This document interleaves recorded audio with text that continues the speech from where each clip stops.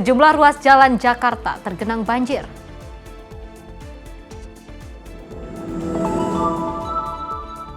Prabowo resmikan 166 sekolah rakyat di 34 provinsi.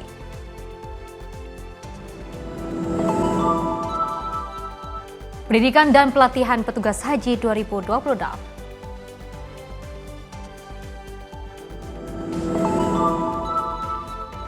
Pria tewas dibunuh OTK di Tapos, Depok.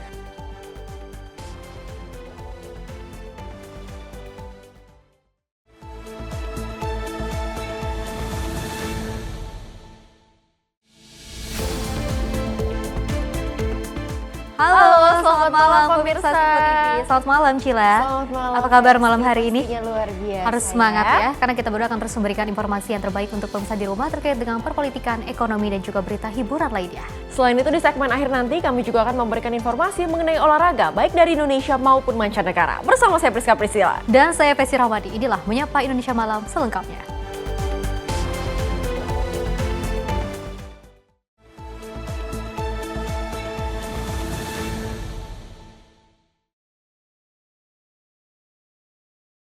Ya pemirsa, kita awali dengan berita utama di mana akibat luapan Sungai Cidurian, 2 sekolah dasar negeri di Kecamatan Cikande, Serang, Banten terendam banjir. Tentunya kondisi ini juga memaksa ratusan murid harus mengungsi dan melaksanakan kegiatan belajar mengajar di rumah-rumah warga.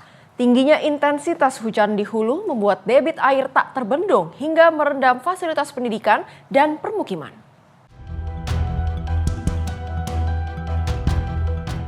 Beginilah suasana belajar mengajar murid SD Negeri Koper 1 Kecamatan Cikande pada Senin pagi. Bukan di dalam ruang kelas yang nyaman, para siswa ini terpaksa menerima pelajaran di teras dan ruang tamu rumah warga. Hal ini dilakukan karena gedung sekolah mereka masih terendam banjir akibat luapan Sungai Cidurian. Hujan deras yang juga mengguyur wilayah Bogor hingga Serang beberapa hari terakhir membuat air sungai meluap ke permukiman dan fasilitas umum. Ketinggian air yang juga mencapai 50 cm tidak hanya merendam SD Negeri Koper 1 tetapi juga SD Negeri Songgom Jaya. Di SD Negeri Songgom Jaya sedikitnya 3 ruang kelas terendam air sehingga pihak sekolah menginstruksikan para murid untuk belajar di rumah masing-masing karena kondisi sekolah yang tidak memungkinkan.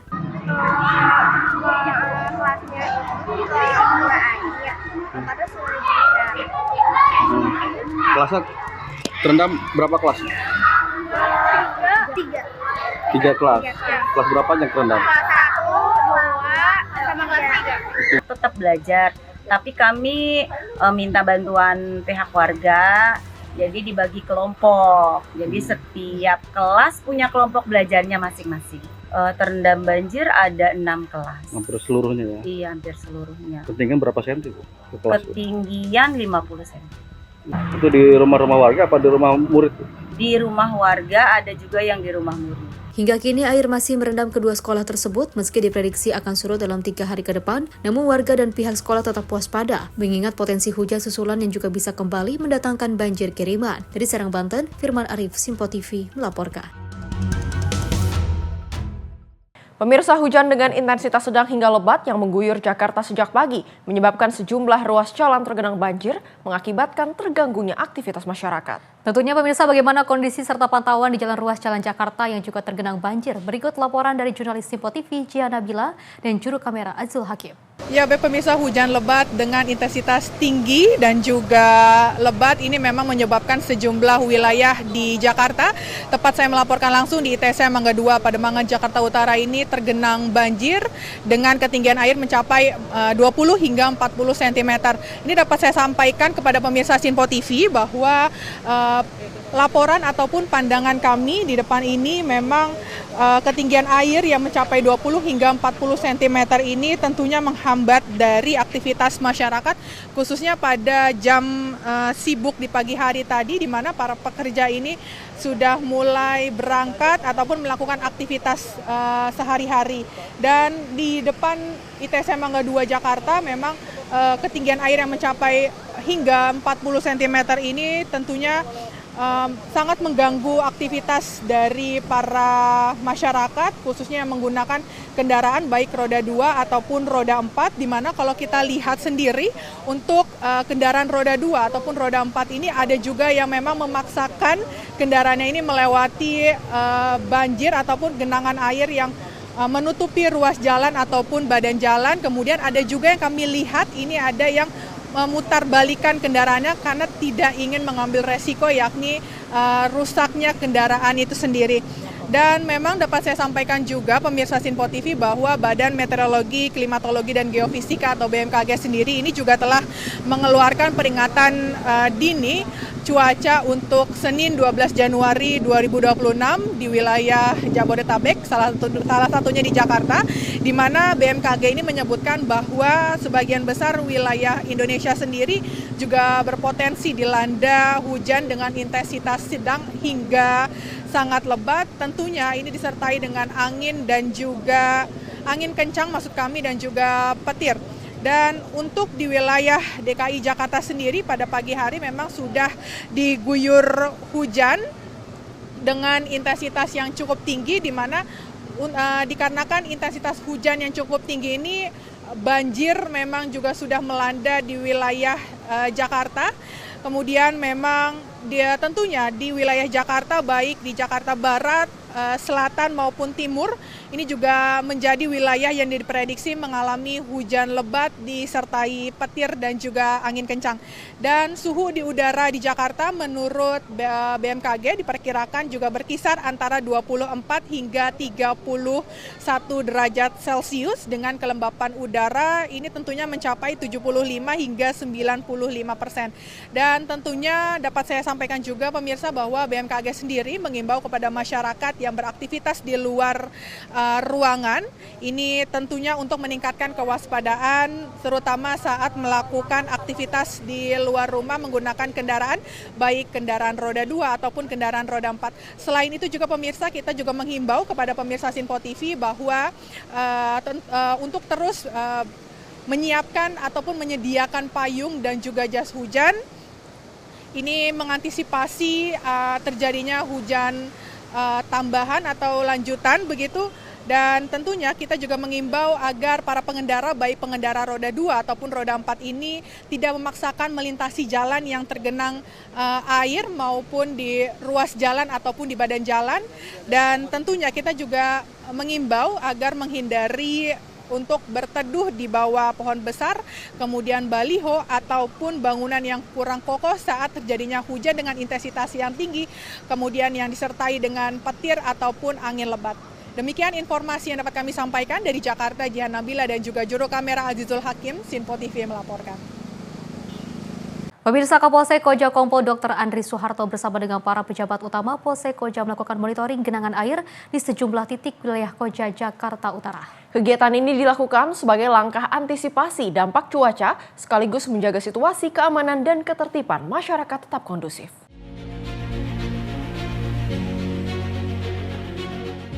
Kapolsek Koja Kompol Dr. Andri Suharto SH.MH bersama para pejabat utama Polsek Koja turun langsung ke lapangan untuk memantau kondisi genangan air di wilayah hukum Polsek Koja. Monitoring dilakukan di sejumlah ruas jalan yang terdampak genangan akibat intensitas hujan yang cukup tinggi. Dalam kegiatan tersebut, Kapolsek Koja dan jajaran juga membantu warga yang mengalami kendaraan mogok akibat terendam genangan air. Kehadiran personil Polsek Koja di lapangan merupakan bentuk pelayanan Polri kepada masyarakat, sekaligus untuk memastikan kelancaran arus lalu lintas dan keselamatan warga.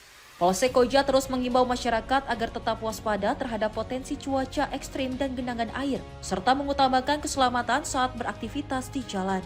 Dengan monitoring dan kehadiran anggota di titik-titik rawan genangan, diharapkan situasi Kaptipnas dan kelancaran lalu lintas di wilayah Koja tetap terjaga. Tim redaksi Sinpo TV melaporkan.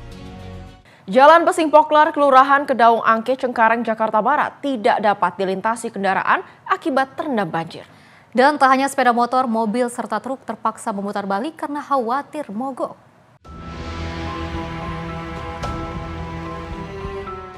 Banjir mengenangi Jalan Pesing Poklar, Kelurahan Kedaung Angke, Cengkareng, Jakarta Barat. Air setinggi 40 hingga 60 cm mengenangi jalan ini. Sejumlah sepeda motor mogok akibat nekat menerobos banjir. Selain itu, sejumlah mobil maupun truk terpaksa putar balik karena khawatir mogok. Banjir telah merendam jalan ini sejak Senin pagi. Intensitas hujan yang tinggi membuat jalan terendam. Meski demikian, 2 unit pompa telah dioperasikan untuk menyedot air di jalan. Banjir tadi mulai air naik jam 7-an ya, setengah 7.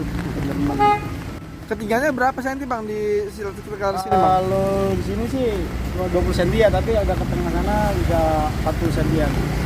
Ini kendaraan nggak bisa lewat Bang ya? Kalau kendaraan motor sih ya ragu-ragu lah ya. Maksudnya lebih baik putar balik aja. Karena pasti mati nantinya takutnya, kasihan. Bang, banjir ini disebabkan karena apa sih Bang? Hujan intensitasnya ya. Intensitas hujannya sangat luar biasa dari tadi malam. Alhamdulillahnya untuk kalinya sih mengalir ke hilir ya, ke laut. Ini dalam pengoperasian pompanya juga maksimal, alhamdulillah. Ada berapa mesin pompa Bang di sini Bang? Ada 2, rumah pompa 2. Meski demikian, saat ini air berangsur surut. Tim kontributor Simpo TV melaporkan. Pemirsa, hujan deras yang juga terjadi di sejak subuh dini hari membuat jalan di daerah Pluit terendam banjir. Akibatnya arus kendaraan macet parah dan sebagian memaksa untuk putar balik. Banjir yang merendam sepanjang Jalan Pluit Raya, Jakarta Utara, membuat kemacetan parah terjadi sejak pukul 8 pagi waktu Indonesia Barat. Peristiwa hujan dengan intensitas tinggi sejak subuh pada Senin 12 Januari 2026 membuat Jalan Pluit tertutup hingga setinggi dengkul orang dewasa atau hampir setinggi paha orang dewasa. Hingga pukul 12:30 waktu Indonesia bagian Barat, hujan juga masih turun, meskipun dengan intensitas yang lebih rendah atau hanya gerimis. Namun situasi tersebut masih menyulitkan para pengendara untuk melalui jalan tersebut. Melalui beragam media sosial, tampak kendaraan roda 2 yang terpaksa berhenti menepi di pinggir jalan ataupun memaksa untuk putar balik untuk mencari jalan alternatif lainnya. Tim redaksi Simpo TV melaporkan. Hujan deras yang mengguyur Jakarta sejak pagi tadi mengakibatkan ruas Jalan Pangeran Jayakarta, Sawah Besar, Jakarta Pusat terendam banjir. Tentunya pemirsa, masih buruknya saluran drainase yang juga membuat air hujan tak mampu tertampung dengan baik hingga akhirnya kembali tumpah ke permukaan jalan.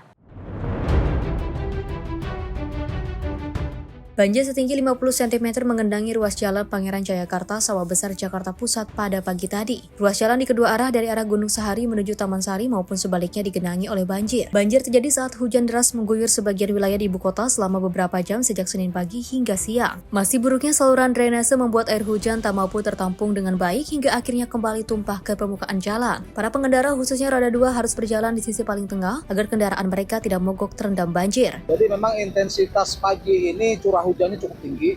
Jadi kebetulan si pompa-pompa yang stasioner kita nyala semua. Cuman karena memang intensitasnya tinggi meluap ke jalan. Jadi di Pangeran Jayakarta ini kami lakukan penanganan dengan pompa apung yang kami punya. Jadi kapasitasnya kurang lebih 200 liter per menit. Nanti kita buang dari muka jalan ke kali, namanya Anak Kali Ciliwung. Harapan saya nanti mudah-mudahan hujan nggak gede lagi, nanti bisa surut. Agar banjir tidak semakin tinggi menggenangi ruas jalan, petugas sumber daya air Kecamatan Sawah Besar langsung terjun ke lokasi melakukan penyedotan atau penarikan air menggunakan mesin pompa dan dibuang ke airan kali. Di Jakarta, Riswanto Ahmad, Simpo TV melaporkan. Pemirsa, akibat hujan deras ibu kota Jakarta, Komplek Perumahan Pondok Karya, Mampang Perapatan, Jakarta Selatan terendam banjir masuk kami kurang setinggi 100 cm. Para warga kini masih banyak yang bertahan di rumahnya masing-masing.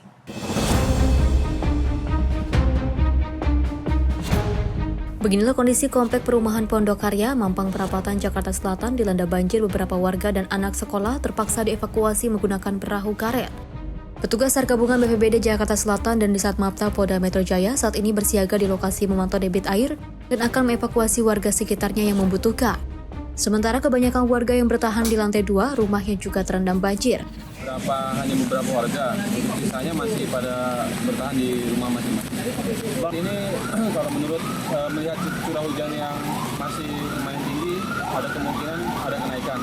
Tapi memang kalau untuk curah hujan yang berhenti atau curah hujan selesai mungkin akan cepat surutnya. Begitu. Bang, untuk perahu karet sendiri disediakan berapa banyak, Mas? Untuk saat ini perahu 1 dari Brimob. Kawasan ini sering dilanda banjir ketika hujan deras maupun banjir kiriman Bogor, Jawa Barat lantaran airan kali Mampang yang tidak mampu menampung debit air. Dari Jakarta, jurnalis Simpo TV melaporkan. Diguyur hujan deras, jalan dan Mogot Cengkareng terendam juga banjir. Akibatnya pemirsa, arus lalu lintas di lokasi alami kemacetan parah. Hujan yang mengguyur Jakarta sejak pagi hari menyebabkan sejumlah ruas jalan di Jakarta Barat terendam banjir. Salah satu titik terparah terjadi di Jalan Dan Mogot kilometer 12 Cengkareng Jakarta Barat yang pada Senin pagi terendam banjir dengan ketinggian debit air mencapai 30 hingga 50 cm.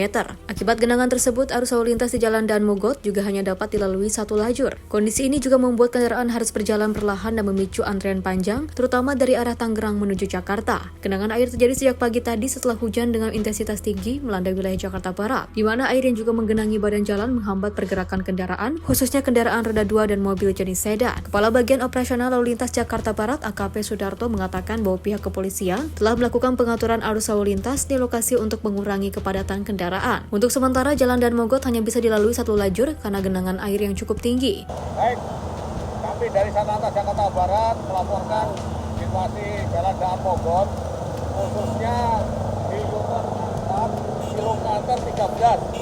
Ada genangan air kurang lebih 15-20 cm yang bisa dilalui cuma jalur sebelah kanan sama jalur busway.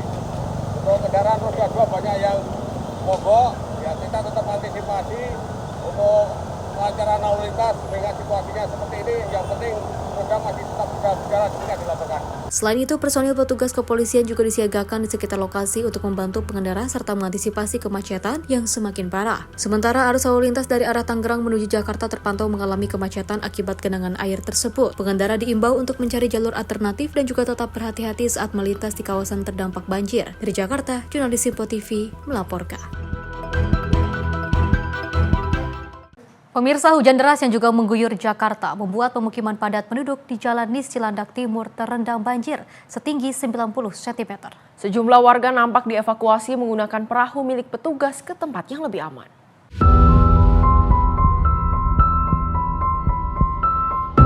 Inilah kondisi banjir yang menimpa ratusan rumah di pemukiman padat penduduk di Jalan Nis Cilandak Timur, Jakarta Selatan pada Senin pagi. Nampak sebagian warga dievakuasi petugas PPSU menggunakan perahu ke tempat yang lebih aman. Menurut petugas PPSU, Hendro, kondisi banjir ini diakibatkan luapan Kali Krukut yang juga tidak dapat menampung volume air akibat hujan deras yang melanda Jakarta sejak tadi pagi. Pagi Pak, kira-kira jam 7.30 jam 8 Pak. Ini di jalan apa sih Pak? Ini Jalan Nis Pak. Jalan ini ada berapa wilayah Pak? Wilayah ini 2 RT Pak, RT 9 sama RT 3. Ini kedalamannya berapa Pak?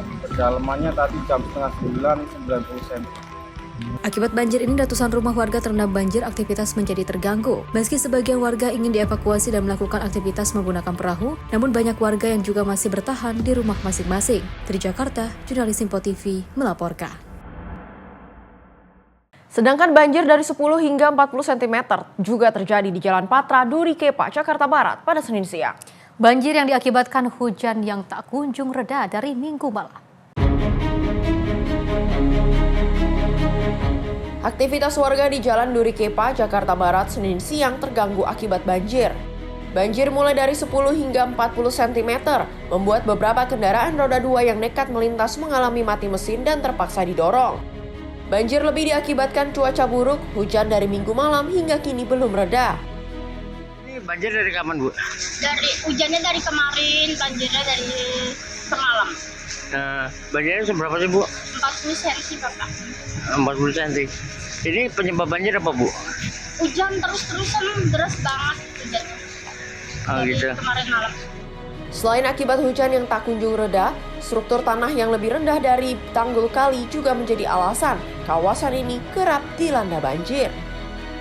Dari Jakarta, jurnalis Simpo TV melaporkan. Pemirsa, Jalan Sipinan Sukabumi tertutup longsor. Informasinya usai jeda berikut ini.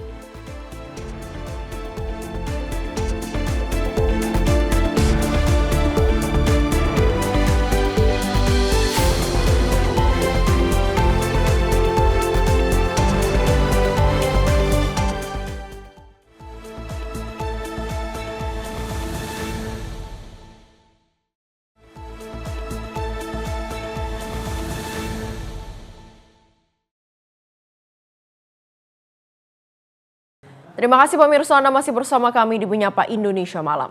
Kita lanjutkan ke informasi berikutnya mengenai bencana longsor yang menutup total ruas Jalan Nasional Bekbagan Kiara 2, Kecamatan Simpenan, Kabupaten Sukabumi pada Minggu 11 Januari 2026. Peristiwa itu dipicu oleh hujan dengan intensitas tinggi yang juga mengguyur wilayah Simpenan.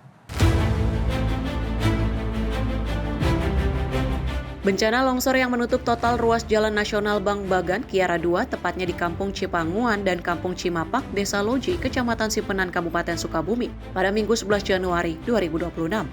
Berdasarkan informasi, longsor pertama terjadi sekitar pukul 10.00 WIB dan disusul longsor susulan pada pukul 12.00 WIB. Peristiwa tersebut dipicu oleh hujan dengan intensitas sedang hingga tinggi yang mengguyur wilayah Simpenan. Material longsor menutup seluruh badan jalan dengan ketinggian longsoran di 2 titik mencapai 2 hingga 5 meter, panjang sekitar 25 meter, dan lebar kurang lebih 6 meter. Akibatnya arus lalu lintas kendaraan roda 2 maupun roda 4 tidak dapat melintas, dan jalur tersebut ditutup sementara. Sementara itu, Kapolsek Simpenan AKP Bayu Sunarti meski mengatakan akses jalan nasional tertutup total, memastikan tidak terdapat korban luka maupun korban jiwa dalam kejadian tersebut. AKP Bayu mengimbau masyarakat dan pengguna jalan untuk tidak memaksakan melintas di lokasi longsor serta tetap waspada mengingat kondisi cuaca di wilayah tersebut masih diguyur hujan. Tim redaksi Sinpo TV melaporkan. Pemirsa, pasca banjir bandang, warga Halmahera Barat, Maluku Utara mulai kembali ke rumah. Warga bersihkan lumpur hingga mengais sisa perabot rumah tangga yang masih tersisa. Banjir bandang di Halmahera Barat, Maluku Utara menyisakan duka bagi banyak warga. Banyak warga kehilangan tempat tinggal akibat insiden tersebut. Rumah mereka tersapu air bah besar. Pasca banjir, sejumlah warga mulai kembali ke rumah masing-masing setelah mengungsi di lokasi aman. Mereka membersihkan lumpur di permukiman hingga mengais sisa-sisa perabot rumah tangga yang masih ada. Seorang lansia, Nur Jaibah Abbas, warga desa Gamlalo, Kecamatan Ibu, harus ikhlas menerima kenyataan dari dampak bencana banjir tersebut. Pasalnya, rumah miliknya hilang terbawa banjir, hanya tersisa pondasi. Ia hanya bisa melihat puing-puing rumah yang tersisa dan ikut mengumpulkannya. Saat kejadian, ia bersama keluarga dalam keadaan tertidur. Beruntung ada warga lain yang berupaya membangunkan mereka sekeluarga dengan cara melempar atap rumah. Nur Jaibah hanya bisa menyelamatkan diri, membawa serta keluarganya ke lokasi aman tanpa membawa harta dan surat berharga apapun. Dirinya dan keluarga bahkan beberapa kali berpindah-pindah mengevakuasi diri lantaran air bah telah mengepung perkampungan. Merasa aman setelah mengungsi ke perbukitan. Kini ia hanya berharap kepada pemerintah agar dapat membangun kembali rumahnya, agar mereka bisa kembali tinggal di rumah sendiri. Sementara nih tong ada keadaan tidur, terus ada orang yang kasih bangun sampai lempar seng lagi. Tong bangun itu air coba tinggal, terus tong lari-lari satu rumah, air ponong tong lari lagi, tong berpindah lagi di satu rumah, sampai terakhir lari di sana di dusun. Satu keluarga semua, sama-sama di tetangga. Sementara masih di sini kan rumah so ancur. Ada yang banjir. Cuma yang kejadian itu cuma itu ada itu yang lihat. Karena dia jaga perahu. Jadi di perahu pun dia lihat itu rumah anyur tuh. Ada terbakar. Jasa anak-anak pergi jasa kakak KTP habis. Kan tiba-tiba nih dalam tidur orang kasih bangun terus lari sudah. Pas bangun cucu dia lari sudah. Terakhir punya lari ke tangan kosong. Baju saya tak berganti 3 hari 3 malam ini. Pakai yang habis, mau ganti pakai apa? Ya butuh bantuan ya, kalau boleh. Banjir bandang melanda Halmahera Barat, Maluku Utara terjadi pada Rabu lalu. 3 kecamatan, yakni Kecamatan Ibu, Kecamatan Ibu Utara, dan Kecamatan Sahu Timur. Data dari Badan Penanggulangan Bencana Daerah Kabupaten Halmahera Barat, sebanyak 3.970 jiwa terdampak. Sementara kerusakan rumah warga sebanyak 293 rumah terdiri dari 173 rusak ringan, 41 rusak sedang, dan 79 rusak berat. Korban meninggal dunia 2 orang. Pemerintah daerah Halmahera Barat juga telah menetapkan status tanggap darurat bencana selama sepekan, terhitung sejak tanggal 8 hingga 14 Januari. Pemerintah daerah Halmahera Barat bersama TNI, Polri, dan unsur terkait terus memberikan penanganan kepada warga yang terdampak, termasuk ketersediaan logistik di pengungsian. Dari Halmahera Barat, Maluku Utara, jurnalis Sinpo TV melaporkan.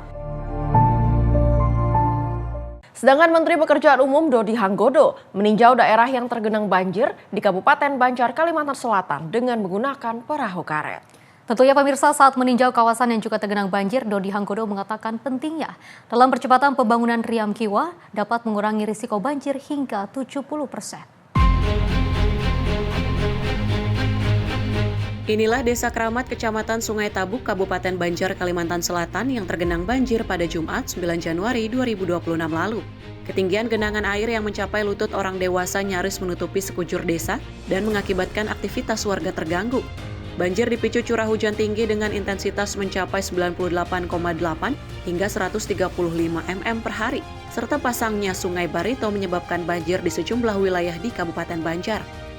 Beberapa kawasan yang tergenang banjir antara lain Kecamatan Tapin, Tabalong, Balangan, Hulu Sungai Utara, Hulu Sungai Tengah, Hulu Sungai Selatan, Tanah Laut, serta Kota Banjarbaru.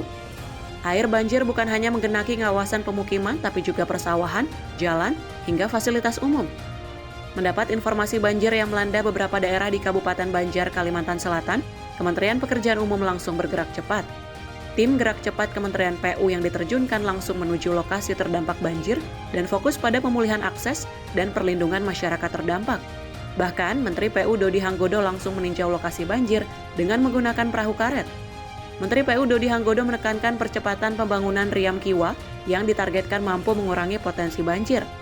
Jadi kita percepat dari saya bisa 2 tahun sehingga tahunan ini nggak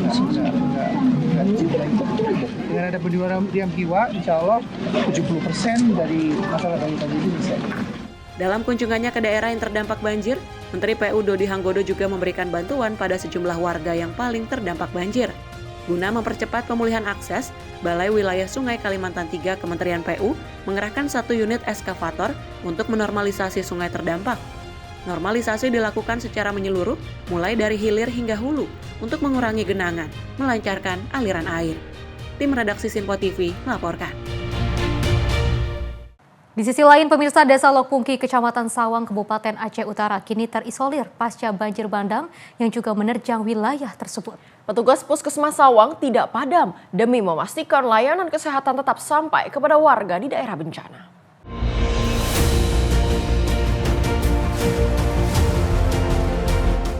Banjir bandang yang melanda Desa Lokpungki, Kecamatan Sawang, Kabupaten Aceh Utara membuat desa tersebut kini terisolir.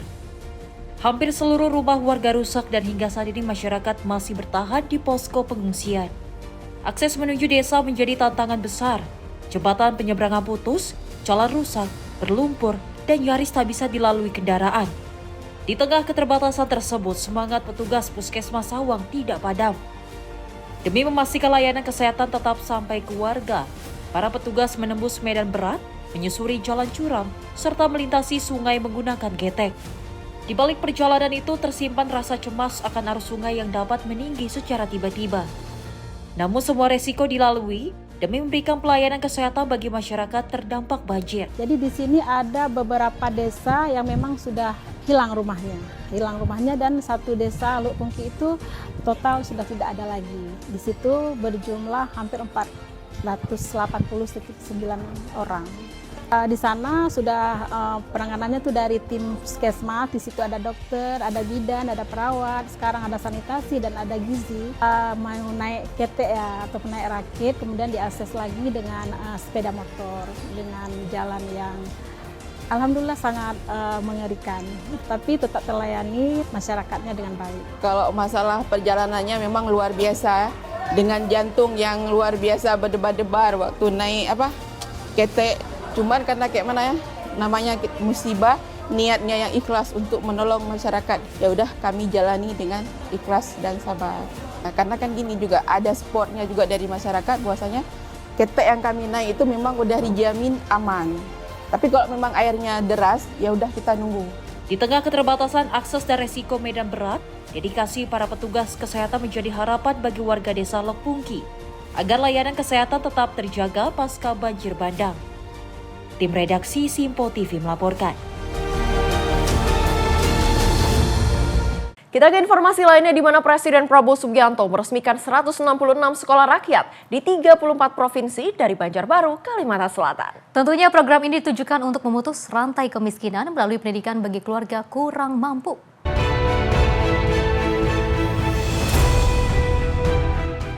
Presiden Prabowo Subianto melakukan kunjungan kerja ke Banjarbaru, Kalimantan Selatan pada Senin 12 Januari 2026 untuk meresmikan 166 sekolah rakyat yang tersebar di 34 provinsi. Presiden Prabowo tiba di Sekolah Rakyat Terpadu 9 Banjarbaru dan disambut barisan siswa. Terlihat Presiden Prabowo menyapa para pelajar satu persatu, meninjau ruang kelas, menyaksikan proses belajar mengajar berbasis papan digital, serta melihat fasilitas perpustakaan. Peresmian dipusatkan di lingkungan Balai Besar Pendidikan dan Pelatihan Kesejahteraan Sosial Banjarbaru dan dihadiri sejumlah Menteri Kabinet Merah Putih, Kepala Daerah, serta sekitar 2.000 peserta dari berbagai unsur. Acara turut dimeriahkan penampilan siswa sekolah rakyat dari berbagai daerah, mulai dari paduan suara, teater, pidato, hingga atraksi baris berbaris. Sekolah Rakyat merupakan program strategis Presiden Prabowo untuk memutus rantai kemiskinan antar generasi, menyasar anak-anak dari keluarga miskin dan miskin ekstrim desil 1 dan 2 DTSN. Hingga 2025, sebanyak 166 sekolah rakyat rintisan telah beroperasi dengan 14.846 siswa, didukung ribuan guru dan tenaga kependidikan, serta terintegrasi dengan program nasional seperti makan bergizi gratis, cek kesehatan gratis, bantuan sosial, pemberdayaan ekonomi keluarga, hingga penyediaan hunian layak. Tim redaksi Simpo TV melaporkan.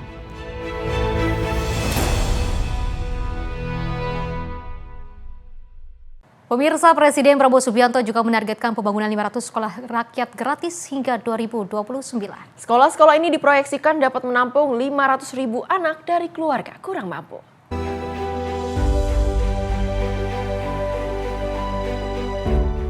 Di Balai Besar Pendidikan dan Pelatihan Kesejahteraan Sosial Banjarbaru, Kalimantan Selatan pada Senin 12 Januari 2026, Presiden Prabowo Subianto menegaskan rencananya untuk membangun 500 sekolah rakyat gratis hingga akhir masa jabatannya pada 2029. Hingga saat ini sebanyak 166 sekolah rakyat telah berdiri dan beroperasi, menunjukkan kemajuan signifikan dalam program pendidikan untuk anak-anak dari keluarga kurang mampu. Pemerintah pusat terus mendorong kementerian terkait agar pembangunan sekolah rakyat berjalan sesuai target. Dukungan dari berbagai pihak dinilai menjadi kunci keberhasilan program ini dengan fokus pada kualitas pendidikan dan pemerataan akses bagi seluruh anak Indonesia. Hari ini kita berhasil melihat dan meresmikan 166 sekolah rakyat. Sasaran kita adalah 500 sekolah rakyat sampai tahun 2029. Insya Allah akan tercapai. Saya dilaporkan mungkin akhir tahun ini akan mencapai 30.000, tapi ujungnya sasaran kita adalah tiap kampus sekolah rakyat adalah 1.000 murid, berarti sasaran kita nanti 500.000 murid. Cita-cita saya di akhir masa jabatan saya tahun 29 bahwa mereka yang berada di kemiskinan ekstrem desil 1 dan 2 bisa kita rubah nasibnya, kita bisa hilangkan kemiskinan ekstrem di Indonesia. Saya percaya itu bisa terjadi. Selain menargetkan 30.000 siswa dapat masuk sekolah rakyat tahun ini, pemerintah juga menargetkan total 500.000 anak bisa menikmati pendidikan gratis di sekolah rakyat hingga 2029. Program ini menjadi bagian dari upaya pemerintah untuk meningkatkan kualitas sumber daya manusia sekaligus mengurangi kemiskinan ekstrim di Indonesia. Tim redaksi Simpo TV melaporkan.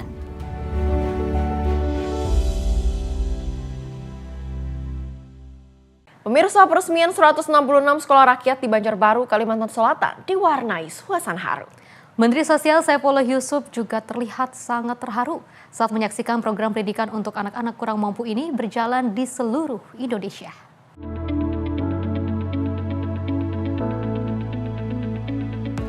Di Sekolah Rakyat Terpadu 9 Kota Banjarbaru, Kalimantan Selatan pada Senin 12 Januari 2026, suasana haru menyelimuti peresmian 166 sekolah rakyat secara nasional. Program ini merupakan gagasan besar Presiden Prabowo Subianto untuk memberikan akses pendidikan layak bagi anak-anak dari keluarga kurang mampu yang selama ini terpinggirkan. Menteri Sosial Syaifullah Yusuf terlihat sangat terharu saat menyampaikan laporan perkembangan program tersebut. Kehadiran sekolah rakyat di berbagai daerah di Indonesia dianggap bukan sekedar pencapaian angka, tetapi langkah nyata untuk mengubah arah masa depan bangsa. Saya anggap sejarah. Bismillahirrahmanirrahim. Kami ingin memastikan gagasan ini dikenang sebagai peristiwa sejarah. Kelak, ketika anak-anak di tepian sungai, lereng bukit, dan sudut-sudut negeri berdiri sejajar di tengah bangsa ini, orang akan berkata pelan, di masa itu pernah ada seorang presiden yang menanam harapan dan menamainya sekolah rakyat.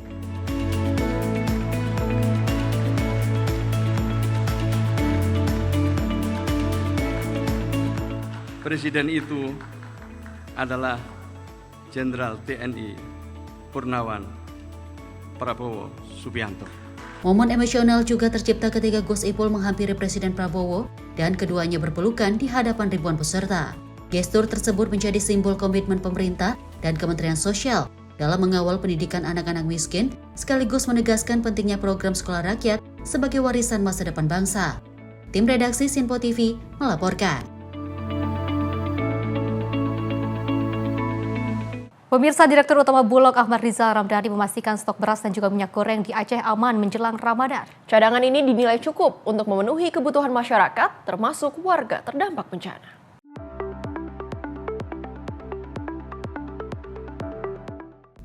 Direktur Utama Perum Bulog Ahmad Rizal Ramdhani memastikan stok beras dan minyak goreng di Provinsi Aceh aman dan mencukupi jelang Ramadan. Pasokan ini diharapkan mampu memenuhi kebutuhan masyarakat, terutama warga terdampak bencana, berdasarkan data dari 15 gudang Bulog di Aceh. Stok beras tercatat 64.889 ton dan minyak goreng 307.220 liter.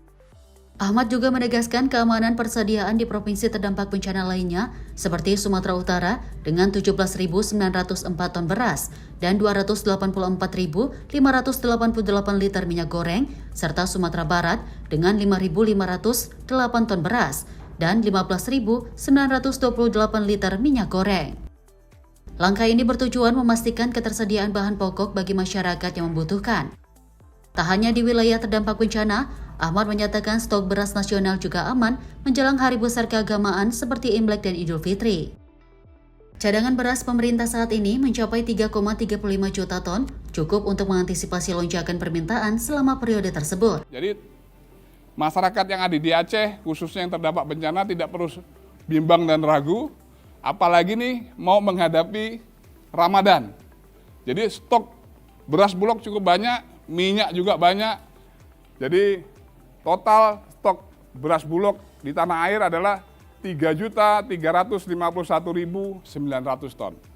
Dan kesiapan stok ini untuk menghadapi, pertama adalah Imlek dalam waktu dekat, kemudian menghadapi Ramadan, kemudian menghadapi Lebaran. Insya Allah dengan stok ini akan terus bertambah. Tim redaksi Sinpo TV melaporkan. Sedangkan alat material Zeni atau Almatsi, bantuan dari Kepala Staf Angkatan Darat, Jenderal TNI Maruli Simanjuntak, tiba di Pelabuhan Belawan, Sumatera Utara. Bantuan ini pemirsa dipersiapkan untuk mempercepat penanganan dan juga pemulihan wilayah terdampak banjir bandang dan tanah longsor di sejumlah daerah Sumatera Utara.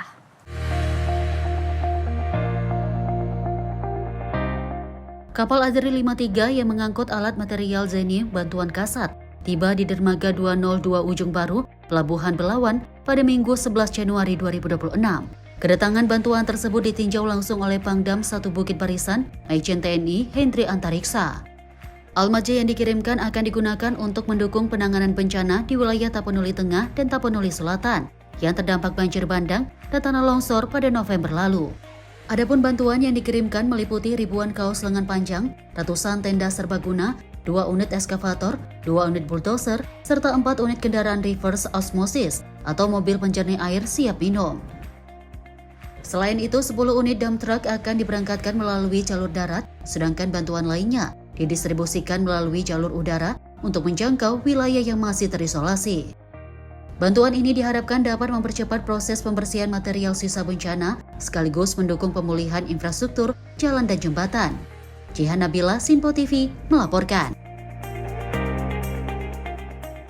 Pemirsa, Tentara Nasional Indonesia Angkatan Darat menuntaskan pembangunan 2 jembatan Bailey di Kabupaten Benar Meriah, Aceh. Jembatan tersebut kembali menghubungkan akses vital antar kabupaten yang sempat terputus akibat banjir bandang dan tanah longsor.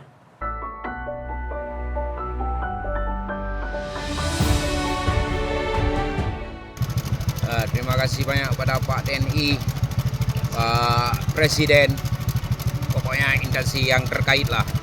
TNI Angkatan Darat berhasil merampungkan pembangunan 2 jembatan Bailey di kawasan Jamur Ujung, Kabupaten Benar Meriah, Aceh.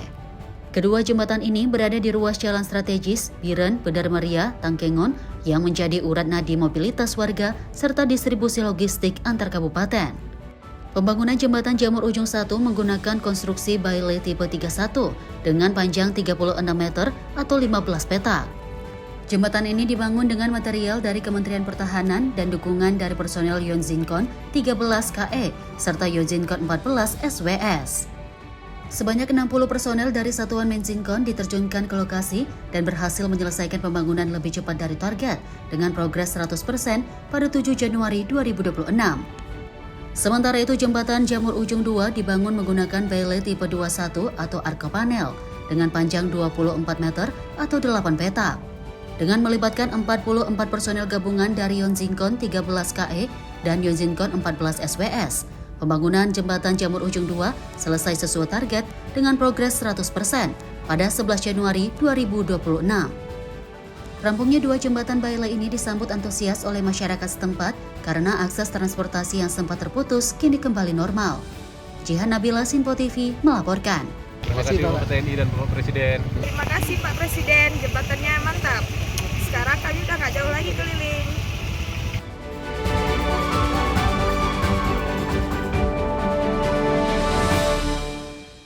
Kembali dari Menteri Sosial Safila Yusuf yang mengungkapkan bahwa pihaknya telah menyiapkan simulasi dana bansos adaptif untuk korban yang terdampak pasca bencana Sumatera. Mensas juga menyatakan sebanyak 600 miliar telah disiapkan untuk disalurkan secara langsung.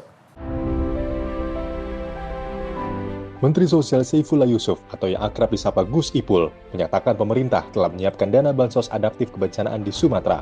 Dana bansos adaptif kebencanaan tersebut bertotalkan sebesar 2 triliun rupiah. Pihaknya sudah siap menyalurkan sebesar 600 miliar kepada korban terdampak pasca bencana Sumatera.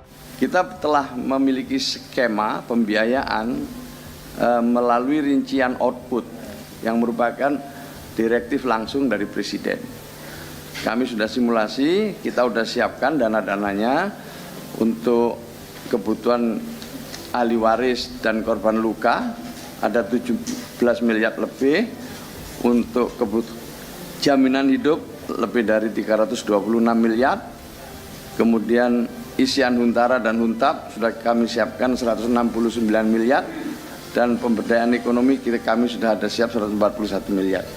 Dari simulasi ini sebenarnya kebutuhannya 2 triliun, tetapi yang sudah siap sekarang untuk disalurkan lebih dari 600 miliar. Kami sudah lapor kepada Kementerian Keuangan, nanti memohon persetujuan Pak Mendagri, insya Allah pada tahap berikutnya akan dicukupi kebutuhan-kebutuhan dana untuk bansos adaptif kebencanaan.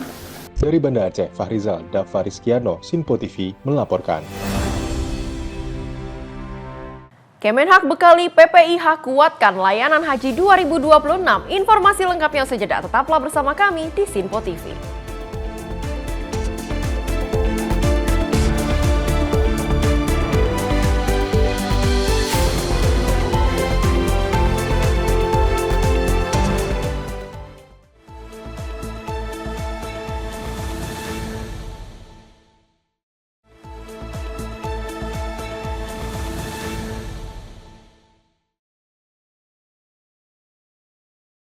Terima kasih pemirsa, Anda masih bersama kami dan kita lanjutkan informasinya. Kementerian Haji dan juga Umroh ini membekali petugas penyelenggara ibadah haji Arab Saudi dengan sejumlah keterampilan termasuk kemampuan administratif, etika melayani, hingga bahasa Arab guna penyelenggaraan haji 2026 yang juga lebih baik serta penguatan layanan haji nasional. Kemenhak membekali petugas penyelenggara ibadah haji atau PPIH Arab Saudi dengan sejumlah keterampilan termasuk kemampuan administratif, etika melayani, hingga bahasa Arab guna penyelenggaraan haji 2026 yang lebih baik serta penguatan layanan haji nasional. Adapun Kemenhaj mengadakan pendidikan dan latihan atau diklat petugas penyelenggara ibadah haji Arab Saudi 1447 Hijriah tahun 2026 pada periode 10 hingga 30 Januari 2026. Wakil Menteri Haji dan Umroh, Dhanil Anzar Simanjuntak, ditemui usai acara menjelaskan, pendidikan dan latihan ini menjadi nilai dasar dari petugas haji. Dhanil mengungkap, ada dua model rekrutmen petugas haji, yakni model seleksi dan penunjukan langsung.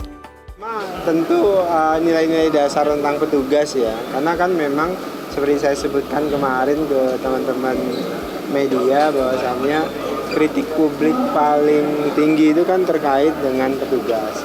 Terus terang banyak kelemahan, banyak kekurangan, terutama pada proses rekrutmen. Nah, kami kan tidak punya waktu banyak untuk memperbaiki metodologi dan proses rekrutmen petugas.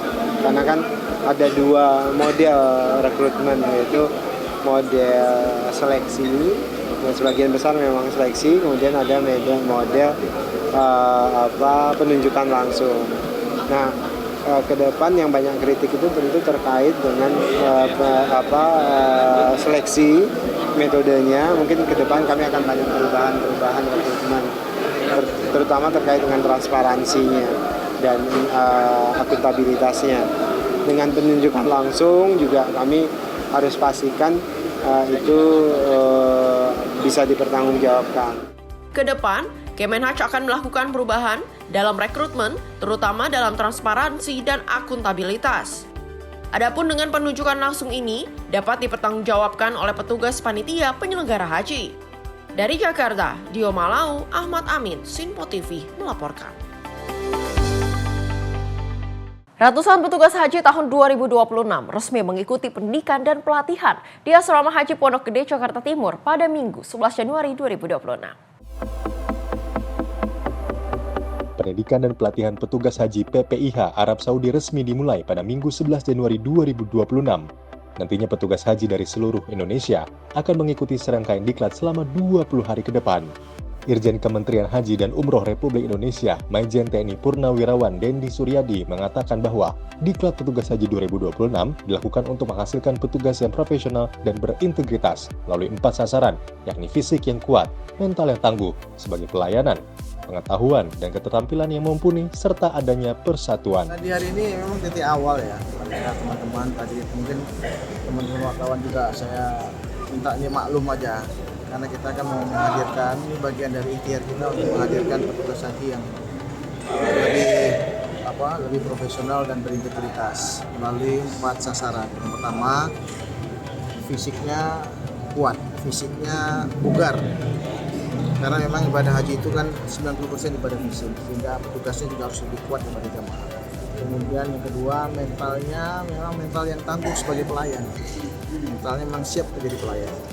Petugas kan. Kemudian yang ketiga, pengetahuan dan keterampilannya mumpuni sesuai dengan tusinya masing-masing. Yang terakhir, adanya bonding, adanya persatuan.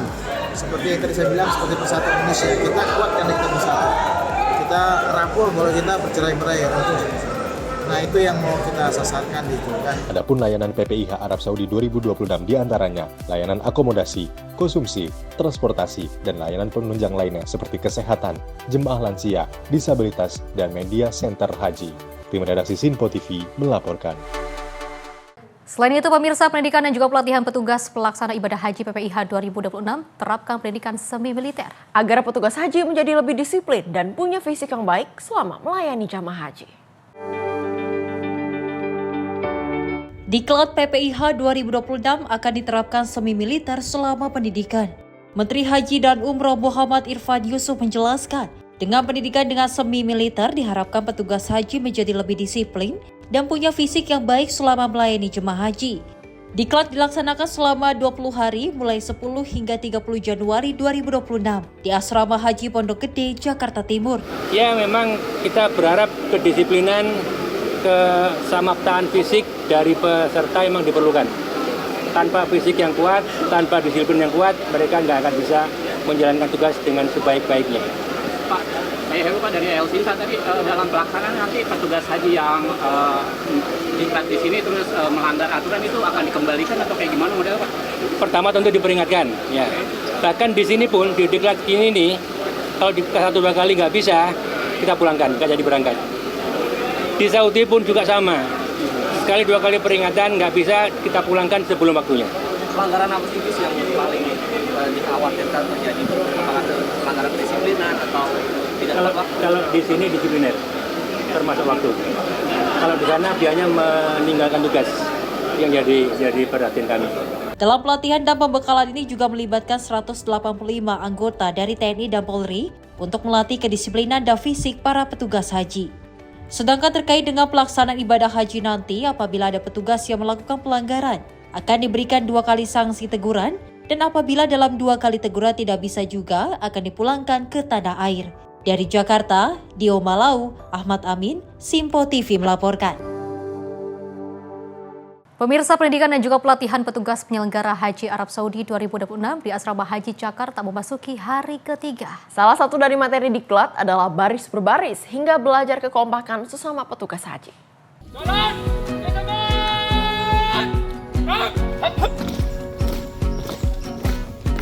Ada yang berbeda dan unik dengan pendidikan dan pelatihan petugas Haji Arab Saudi 2026 di Asrama Haji Jakarta. Selain wajib belajar baris berbaris, para petugas haji yang terbagi dalam 6 kompi ini harus menyiapkan yel-yel dan juga gerakan spesial yang nantinya akan dilombakan antar kompi petugas PPIH. Salah satu instruktur dari unsur TNI, Letdasus Muhammad Said Syamrubis, mengungkapkan sejumlah rangkaian agenda diklat bertujuan untuk membentuk semangat dan kekompakan antar petugas. Untuk semangatan keseragaman dan kekompakan kita di dalam satuan Bravo ini. Nah, kebetulan kita di sini di Kompi Bravo untuk di PPIH. Diatur kepada rekan-rekan PPIH agar kiranya dapat mengetahui tugas fungsinya sebagai petugas haji. Sebagai petugas haji, semoga jemaah-jemaah yang nantinya akan dilayani bisa berjalan dengan baik, aman dan lancar. Adanya pelatihan baris berbaris dan juga pembuatan gerakan unik disertai dengan yel-yel ini disambut antusias oleh sejumlah peserta diklat. Materi tentang baris berbaris ini sangat penting sekali bagi kami sebagai calon petugas karena mengajarkan tentang kekompakan, kemudian komitmen dan kebersamaan agar nanti ketika menjalankan tugas berjalan sukses dan lancar demi bangsa dan negara Indonesia. Assalamualaikum warahmatullahi wabarakatuh. Dengan adanya pelatihan baris berbaris dan yel ini, saya kira menambah semangat atau teman-teman calon petugas haji, khususnya yang akan bertugas di Arab Saudi, untuk bisa melakukan dan melaksanakan tugas-tugasnya nanti di sana. Di yel-yel dan baris berbaris ini juga ada kekompakan, dan insya Allah itu akan menjadi modal bagi teman-teman semua untuk bisa kompak di sana, satu tim untuk melakukan tugas-tugas suci di Arab Saudi nanti insya Allah.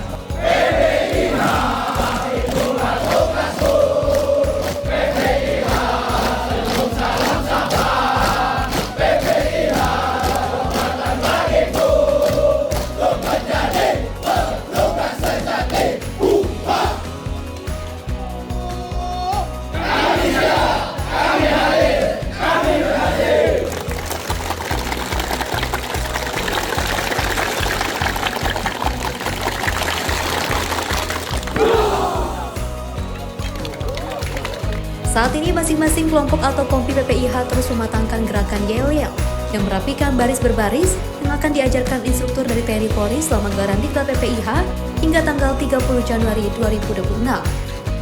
Ya pemirsa, inilah salah satu dari pelatihan baris berbaris yang diterapkan untuk seluruh petugas PPIH yang ada di Asrama Haji Jakarta. Mereka yang terkumpul dalam berbagai kompi nantinya akan diperlombakan, baik itu kerapian, kekompakan, dan juga yel-yel yang sudah mereka bentuk. Nah, nantinya mereka akan ditentukan pemenang sebagai pasukan terkompak, pasukan terhebat, dan juga pasukan terkeren yang menunjukkan kekompakan dan juga harmonisasi dari para petugas PPIH. Dari Jakarta, Ferdi Setiawan melaporkan untuk Simpo TV.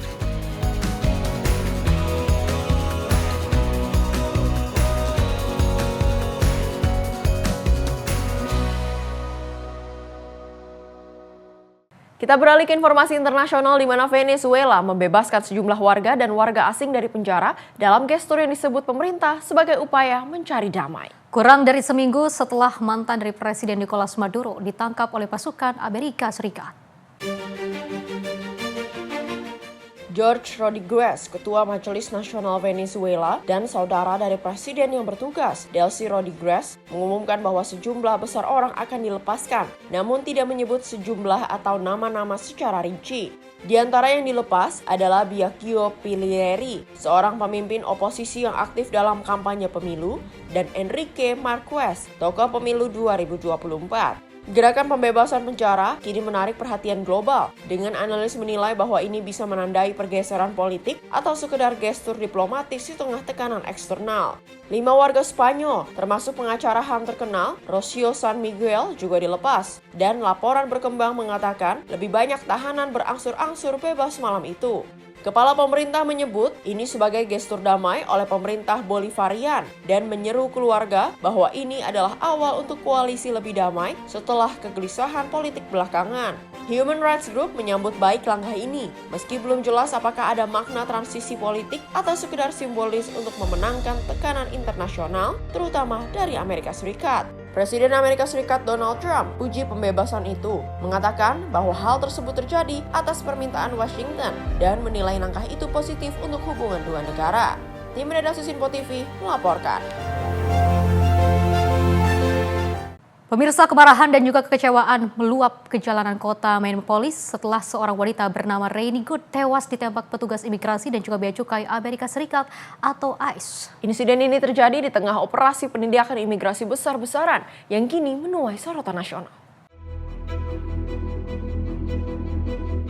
Ratusan orang berunjuk rasa dalam hujan dingin berjalan di salah satu jalan utama Minneapolis. Mereka meneriakkan seruan, ICE keluar sekarang, dan membawa plakat bertuliskan, ICE pembunuh pergi dari jalan kami. Sebelumnya, para protester melampiaskan kemarahan di luar gedung federal yang menjadi pusat operasi penindakan imigrasi terbaru pemerintah Trump. Kematian Rainy Good, seorang ibu 3 anak berusia 37 tahun, terjadi saat ia berusaha menjauhi petugas dengan kendaraannya. Pemerintah federal menyebut penembakan itu sebagai tindakan membela diri. Menteri Keamanan Dalam Negeri, Kristi Noem, Presiden Donald Trump, dan Wakil Presiden J.D. Vance menyatakan petugas bertindak benar dan menuduh Good menggunakan mobil sebagai senjata. Namun pemerintah daerah dan warga menolak narasi tersebut. Wali Kota Minneapolis, Jacob Frey, menyebut rekaman video insiden itu menunjukkan klaim membela diri adalah omong kosong. Insiden ini terjadi pada hari kedua operasi penegakan imigrasi terbesar yang pernah dilakukan,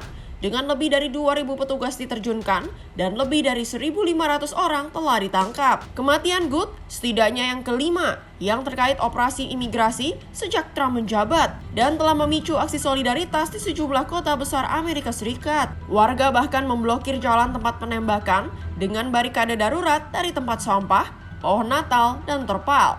Api dinyalakan dalam drum logam dan relawan membagikan kopi serta air untuk menahan dingin. Di sisi lain, otoritas negara bagian Minnesota menyatakan FBI dan Departemen Kehakiman Amerika Serikat menolak melibatkan negara bagian dalam penyelidikan. Langkah ini memicu kritik tajam dari Gubernur Tim Walz. Walz menegaskan akan sulit bagi warga Minnesota menerima keadilan jika penyelidikan sepenuhnya dikendalikan pemerintah federal. Rekaman video dari warga menunjukkan petugas ICE menembak kendaraan Good dari jarak dekat dan belum jelas apakah mobil tersebut benar-benar menabrak petugas sebelum tembakan dilepaskan. Hingga kini, identitas petugas penembak belum diumumkan secara resmi. Namun catatan menunjukkan ia adalah veteran perang Irak dan telah bertugas hampir 2 dekade di ICE. Tim redaksi Simpo TV melaporkan. Senat Amerika Serikat memajukan resolusi War Powers yang akan membatasi kemampuan Presiden Donald Trump melakukan serangan lanjutan terhadap Venezuela. Tentunya langkah ini menjadi sinyal ketidaksetujuan terhadap ambisi Trump yang kian meluas di belahan barat.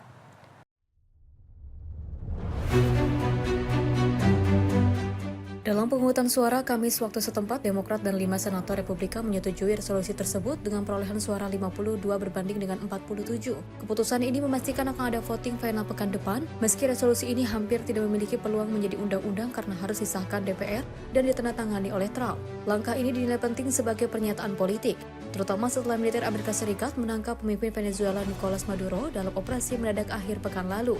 Resolusi ini mengharuskan persetujuan Kongres untuk setiap aksi militer lanjutan di Venezuela. Senator Republikan Josh Hawley menyatakan bahwa jika Presiden berniat mengarahkan pasukan darat, maka Kongres harus turut memutuskan. 4 Republikan lain yang juga mendukung resolusi ini adalah Ron Paul, Lisa Murkowski, Susan Collins, dan juga Todd Young. Presiden Trump merespon dengan kecaman di media sosial, menyebut para senator tersebut tidak layak terpilih kembali dan menilai voting itu melemahkan pertahanan serta keamanan nasional Amerika.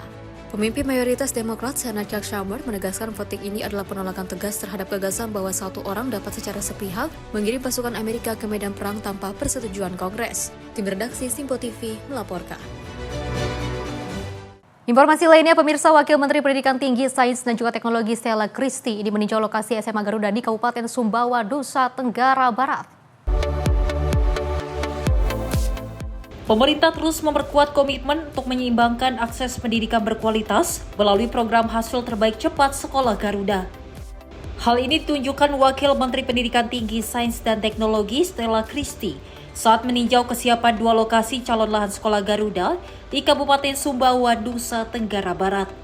Wamen Stella menegaskan bahwa Sekolah Garuda merupakan bentuk keseriusan Presiden dalam memastikan setiap anak bangsa memperoleh pendidikan yang benar-benar bermutu dan berdaya saing global. Melalui Sekolah Garuda, pemerintah menargetkan lahirnya lulusan berprestasi yang mampu melanjutkan pendidikan ke perguruan tinggi ternama, baik di dalam maupun luar negeri. Nantinya sebagai pemerataan akses, minimal 80% siswa Sekolah Garuda akan menerima beasiswa penuh. Kebijakan ini ditujukan agar siswa berprestasi dari keluarga kurang mampu tetap dapat mengenyam pendidikan unggulan tanpa terbebani biaya. Tim redaksi Simpo TV melaporkan. Pemirsa, pria tewas dibunuh OTK di Tapos, Depok. Informasinya usai jeda berikut ini.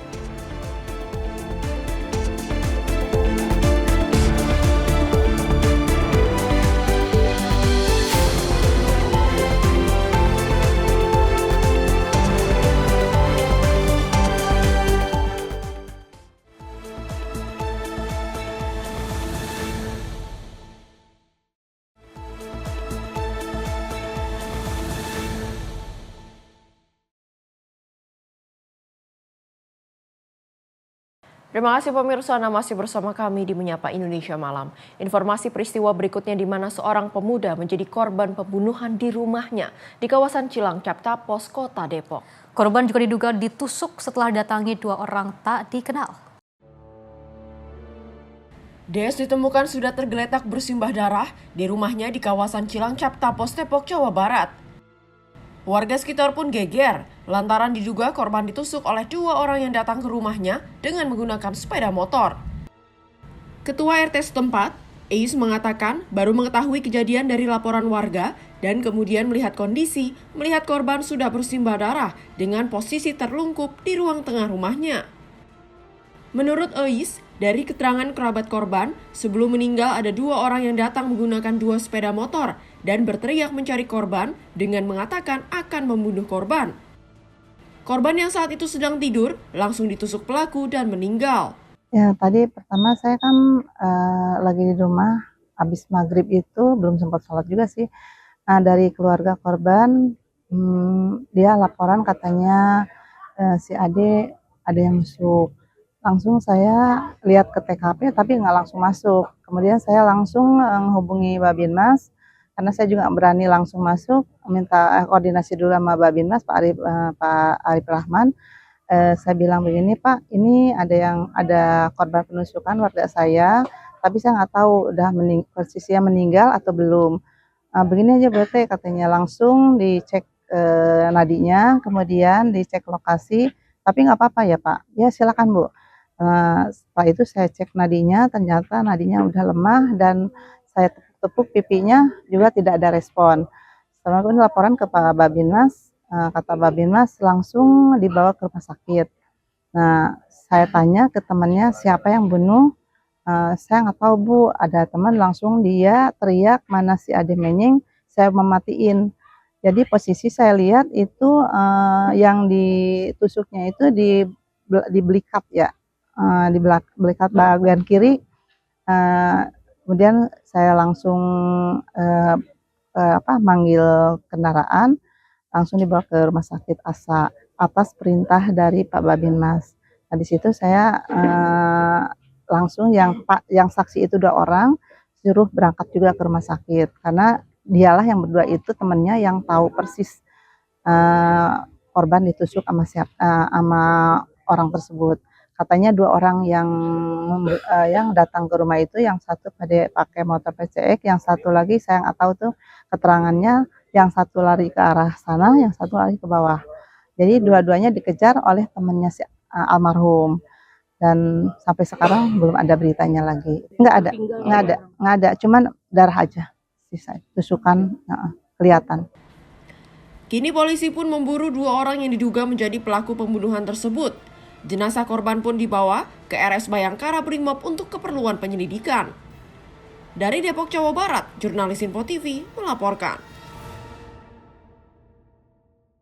Pemirsa mengaku bisa mengobati berbagai macam penyakit. Seorang pria yang juga berprofesi sebagai dukun nekat mencabuli 2 wanita sekaligus di Kabupaten Goa, Sulawesi Selatan. Pelaku akhirnya ditangkap polisi setelah dilaporkan oleh kedua korban.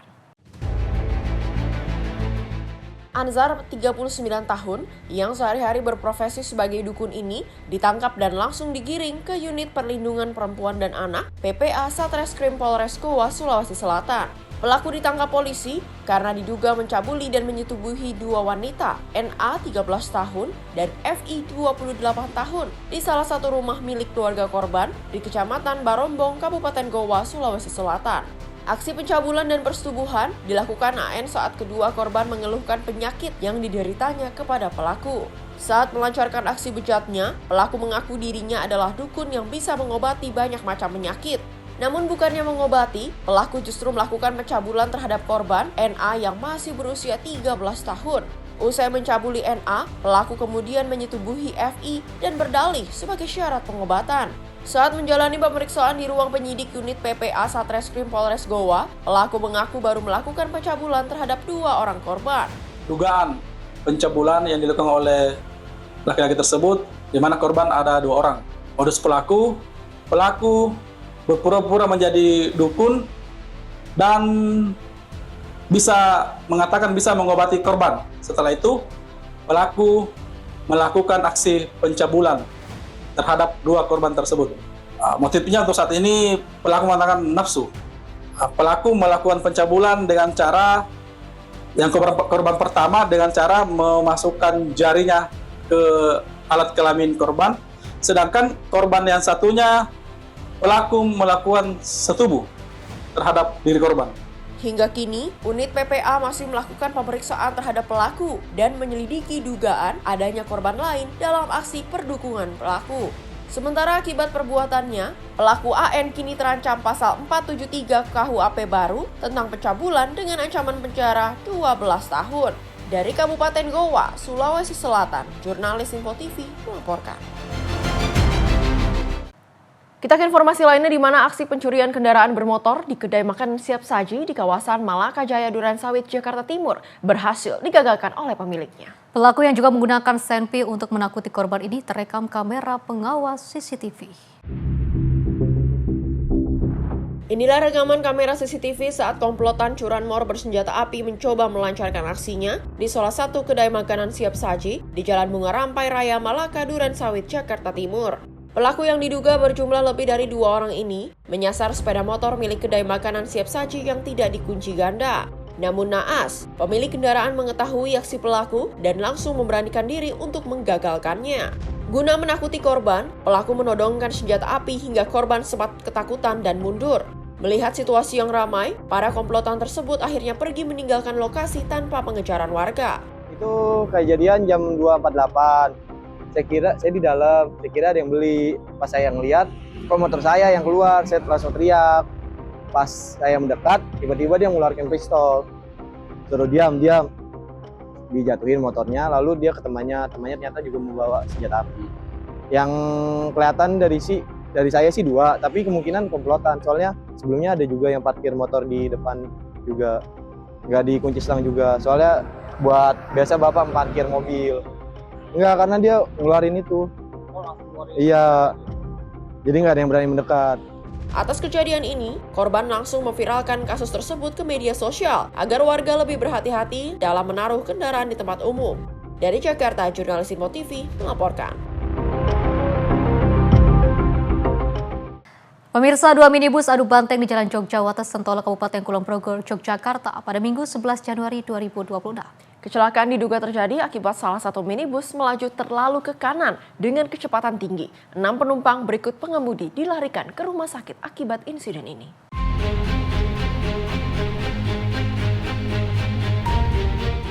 Petugas kepolisian dibantu relawan dan warga gotong royong mengevakuasi 2 minibus dengan peralatan seadanya ke tepi jalan Jogjawates, Sentolo, Kabupaten Kulon Progo, Yogyakarta, Minggu 11 Januari 2026 malam. Kedua minibus ini dievakuasi ke tepi jalan agar tidak mengganggu arus lalu lintas usai kecelakaan yang menimpa keduanya. Peristiwa kecelakaan ini berawal saat minibus jenis R3 yang melaju dari arah timur Jogja menuju Purworejo mengambil lajur terlampau ke kanan. Namun di saat bersamaan minibus jenis Honda Freed dari arah sebaliknya melaju kencang sehingga membuat keduanya adu banteng atau bertabrakan. 6 orang penumpang berikut pengemudi mengalami luka serius dan dilarikan ke rumah sakit. Nah, untuk kejadian kecelakaannya, jadi dari kendaraan R3 berjalan dari arah timur ke barat, melaju di jalur kanan, kemudian dari arah berlawan dari barat ke timur maju Honda Freed, kemudian bertabrakan. Untuk penyebabnya nanti kami lakukan penyelidikan lebih lanjut. Akibat kejadian ini, arus lalu lintas dari arah Yogyakarta menuju Purworejo maupun sebaliknya sempat mengalami kemacetan hingga 1 km. Kejadian ini ditangani petugas Satlantas Polres Kulon Progo. Dari Kulon Progo, Yogyakarta, jurnalis Info TV melaporkan. Pemirsa, tim TKP 308 Satreskrim Polresta Bandar Lampung membongkar komplotan spesialis pencurian sepeda motor yang beraksi di sejumlah wilayah. 2 pelaku berhasil ditangkap, salah satunya mahasiswa aktif semester 7 yang juga mengaku nekat melakukan pencurian untuk memenuhi kebutuhan sehari-hari. Inilah rekaman CCTV saat kedua pelaku beraksi melakukan pencurian sepeda motor merah di sebuah rumah kos di wilayah Teluk Betung Utara, Kota Bandar Lampung, Lampung. Terlihat kedua pelaku datang menggunakan sepeda motor dan hanya butuh waktu beberapa detik untuk dapat mengambil motor korban. Dari rekaman CCTV itu, tim TKP 308 Satreskrim Polres Bandar Lampung berhasil menangkap kedua pelaku berinisial RA dan AFM yang merupakan warga Pesawaran. Sementara 3 orang anggota komplotan lainnya masih buron. Tersangka RA yang merupakan salah satu mahasiswa aktif semester 7 di Lampung diketahui berperan sebagai otak sekaligus eksekutor. Pemuda ini telah melakukan aksi pencurian sebanyak 5 kali yang 2 diantaranya dilakukan bersama tersangka AFM. Sementara itu, tersangka AFM merupakan residivis kasus jambret yang mengaku telah melakukan 4 kali pencurian sepeda motor. Keduanya mengaku nekat melakukan pencurian motor untuk memenuhi kebutuhan sehari-hari. Dari tangan pelaku, polisi menyita barang bukti berupa 3 unit sepeda motor, yang 1 diantaranya telah dimodifikasi oleh pelaku untuk menghilangkan jejak, serta kunci letter T yang digunakan saat beraksi. Kan udah ditemuin nih, berarti banyak perubahan ya dari motor kita ya? Apa aja? Warna, terus gas tangan, mungkin itu aja bang. Warna ya, sebelumnya warnanya merah. Warna merah. Terus tadi disampaikan motornya jadi lebih bagus setelah dicuri. Iya sih bang, banyak lecet soalnya bang, pernah jatuh kan itu, di rem kirinya pernah bengkok. Tadi bodi kirinya itu lecet, di bawah bodi bawahnya juga lecet galon, bekas angkat-angkat galon, jadi mulus. Hingga kini, polisi masih terus melakukan pengembangan untuk memburu 3 pelaku lain masih buron. Sementara, para tersangka dijerat pasal 477 KUHP dengan pidana penjara paling lama 7 tahun. Dari Bandar Lampung, Immanuel Simorangkir, kontributor Info TV, melaporkan. Pemirsa, seorang WNA asal Republik Ceko, Marcelo Romano, mengalami cedera setelah diterjang ombak saat berwisata di Pantai Kelingking, Nusa Penida, Kabupaten Kelungkung, Bali.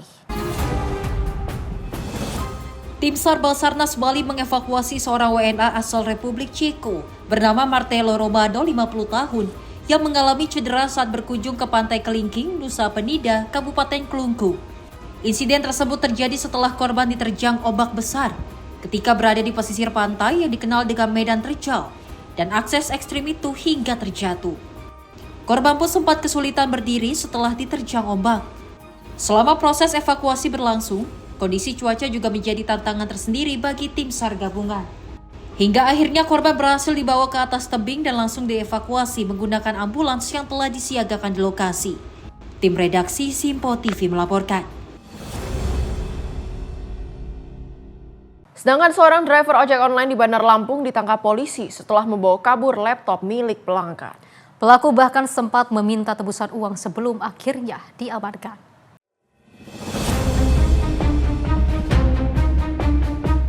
Pelaku yang merupakan seorang driver ojek online berinisial DPK, 35 tahun ditangkap di Kecamatan Kemiling, Kota Bandar Lampung, Lampung. Pria ini diamankan setelah membawa kabur 1 unit laptop dan 1 alat scanning fingerprint milik korban berinisial WG dengan modus jasa antar barang melalui aplikasi ojek online pada akhir Desember 2025 lalu. Saat itu pelaku mengaku sudah tiba di lokasi tujuan, namun posisi pelaku justru terdeteksi berada di luar area tujuan pengiriman. Pelaku pun meminta korban mentransfer uang sebesar Rp150.000 sebagai tebusan dengan dalih biaya bensin. Polisi juga menemukan fakta bahwa pria yang telah ditetapkan menjadi tersangka ini menggunakan akun ojek online yang tidak sesuai identitas aslinya. Barang milik korban yang dibawa kabur pun sempat digadai sebesar Rp650.000. Melihat di aplikasi pemesanan bahwa pengiriman barang tersebut telah diselesaikan pengantarannya di daerah Untung Suropati, seharusnya di daerah ZA Pagar Alam. Kemudian korban menghubungi driver tadi di pesan aplikasi dan menanyakan barang yang dikirim. Tersangka menyampaikan bahwa barang yang diantarkan sudah diterima. Kemudian korban minta agar tersangka mengembalikan barang tersebut karena dicek tidak sampai ke alamat yang dituju. Tersangka meminta uang sebesar Rp150.000 sebagai uang bensin untuk dikirim ke Gopay miliknya supaya dia bisa mengembalikan barang itu ke rumah korban. Tetapi kemudian tidak dilakukan, malah minta uang tunai sebesar Rp200.000. Kemudian ternyata oleh tersangka barang-barang ini digadaikan kepada temannya seharga Rp650. Saat ini pelaku telah ditahan di Mapolresta Bandar Lampung dan masih menjalani pemeriksaan lebih lanjut. Dari Bandar Lampung, jurnalis Simpo TV melaporkan. Peristiwa lainnya, pemirsa, merebut kembali HP-nya yang juga dicuri maling bocah sekolah dasar terseret sejauh 20 meter di Gang Prabot, Kecamatan Medan, Marelan, Sumatera Utara pada Sabtu 10 Januari 2026.